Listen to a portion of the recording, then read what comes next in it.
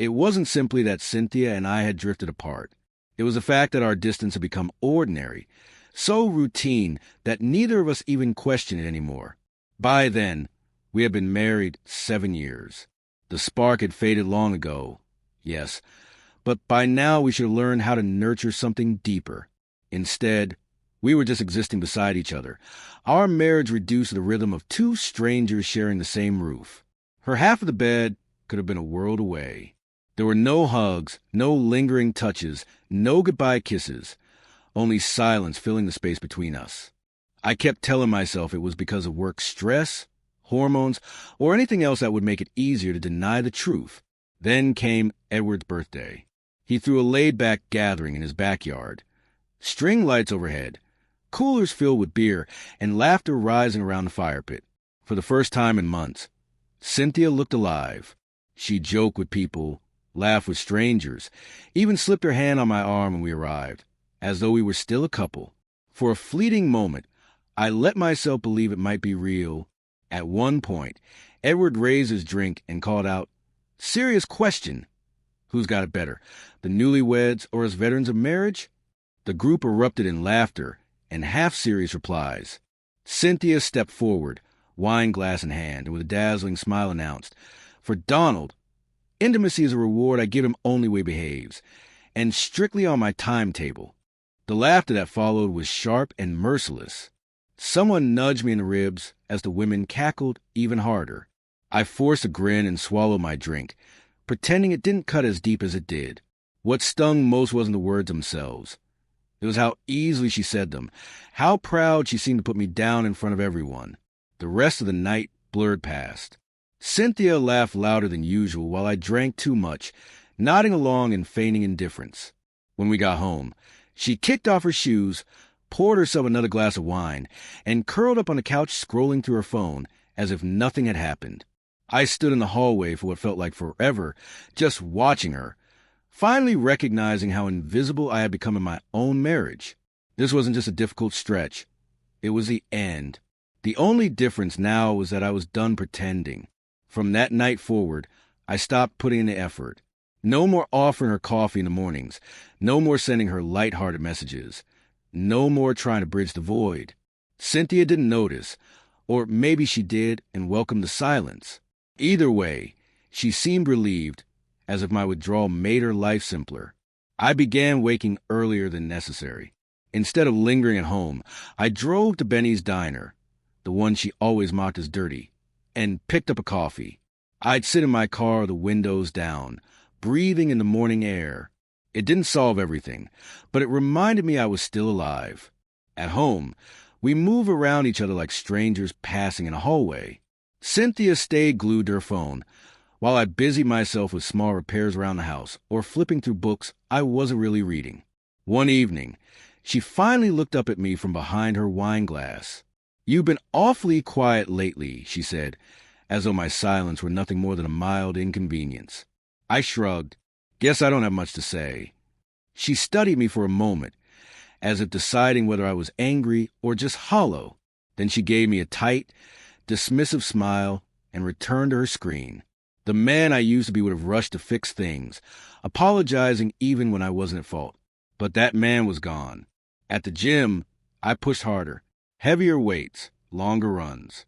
Not for her, never again for her, but for me. Slowly, I felt fragments of myself returning, pieces I hadn't realized I'd surrendered. Cynthia never asked where I went when I stayed out late.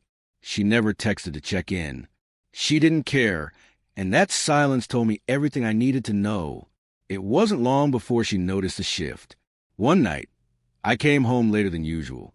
She was on the couch as always, glass of wine half finished, phone glowing in her hand. "You're out late," she remarked casually, though her eyes searched me sharply. I kicked off my shoes. Gym ran long. She studied me as if she didn't buy it. Then, with a pointed tone, she said, "New routine, huh? New priorities." Her tone carried an edge I couldn't quite identify. I didn't bother replying. Instead, I walked straight into the kitchen, aware of her eyes fixed on my back, trying to read the shift in me. A few days later, she made an effort to soften things. Cynthia cooked my favorite lasagna, slipped into the old sweater she knew I liked, and brushed against me in the hallway as if by accident.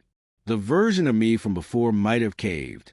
The version standing there now simply offered a polite smile and kept moving.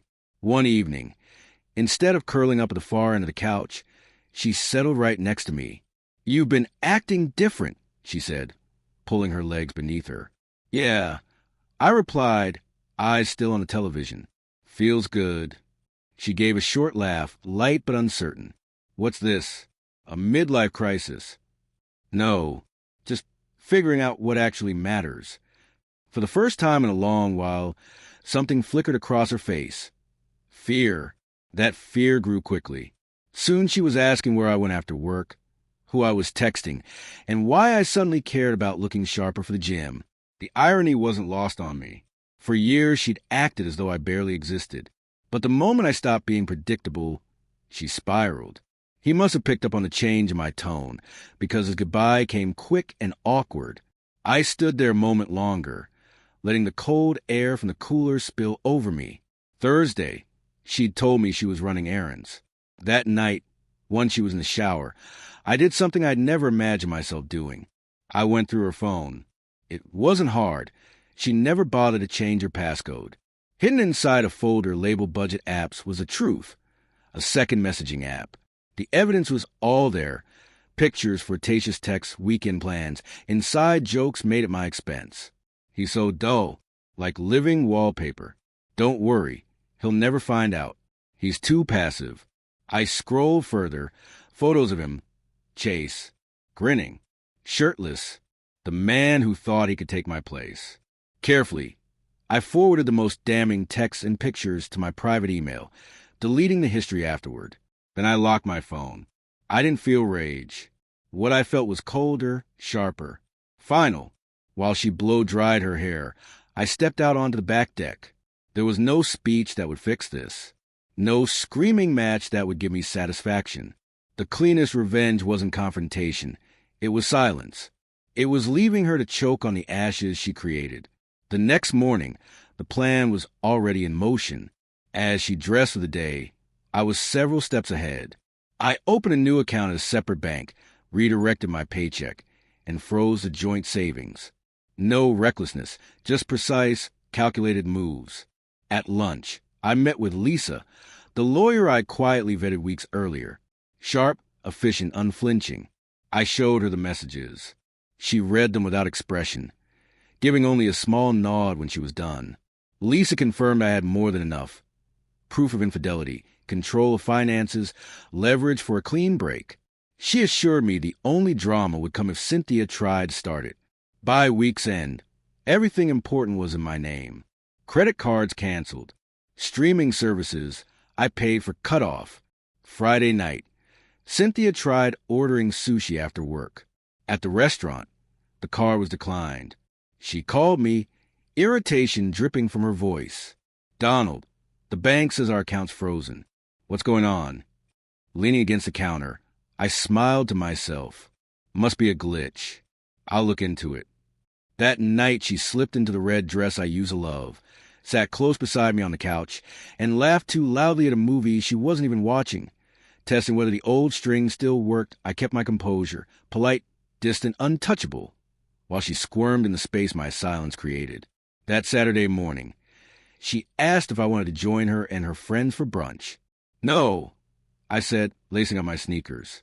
Her brows knit together. "Since when, your plans?" I smiled. "Since now." By Tuesday, everything was lined up. The house was legally mine.